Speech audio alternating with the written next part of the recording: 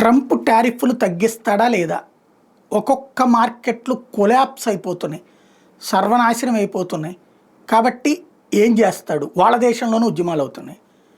ఇక్కడ అమెరికా టారిఫ్లు వేయడం వల్ల అమెరికా స్టాక్ మార్కెట్ కూలిందంటే ఎందుకు కూలాలి అసలు? మిగతా వాళ్ళ మీద పన్నులు వేయడం వల్ల వాళ్ళకి ₹4 ఆదాయం వస్తుంది కదా, అయినా స్టాక్ మార్కెట్లు ఎందుకు కూలినాయి? Very simple reason. అలా చేయడం వల్ల అక్కడ కొనుగోలు చేసే వస్తువుల ధరలు పెరగడం వల్ల అక్కడ ప్రజలకి సంబంధించి భారం పడుతుంది. కాబట్టి ఆ భయంతో జనం గగ్గోలు పెడుతున్నారు. కాబట్టి అక్కడ స్టాక్ మార్కెట్ కూలి. అదే సందర్భంలో ఇతర దేశాలకు సంబంధించి చైనాదో భారత్తో ఈ స్టాక్ మార్కెట్లు ఎందుకు కూలుతున్నాయి?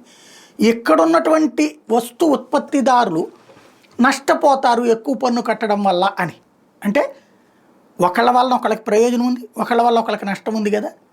మరి ట్రంప్ గెలిచినప్పటి నుంచి చెప్తానే ఉన్నాడు కదా, ఎలక్షన్స్ అప్పటి నుంచి చెప్తానే ఉన్నాడు కదా, మరి ముందే ఎందుకు టారిఫ్లు సెట్ చేసుకోలేదు?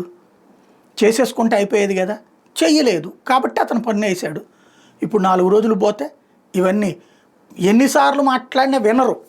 బెత్తం తీసుకున్న తర్వాత మాత్రమే రంగంలోకి వస్తుంది. ఇప్పుడు అతను టారిఫ్లు బెత్తం తీసుకున్నాక ఇప్పుడు కొన్ని దేశాలు తగ్గిస్తూ ఉంటున్నాయి, కొన్ని దేశాలు తీసేస్తూ ఉంటున్నాయి, కొన్ని దేశాలు మాత్రం కాంప్రమైజ్గా ఉంటున్నాయి. కాంప్రమైజ్ కాని వాళ్ళతో తను కాంప్రమైజ్ కాడు, అదే సందర్భంలో కాంప్రమైజ్ అయ్యే వాళ్ళతో తను ముందుకెళ్తాడు. అసలు ఈ ప్రయత్నమే చేయకపోతే ఎప్పటికీ అమెరికాలో ఆ సమస్య అట్లాగే ఉండిపోతుంది.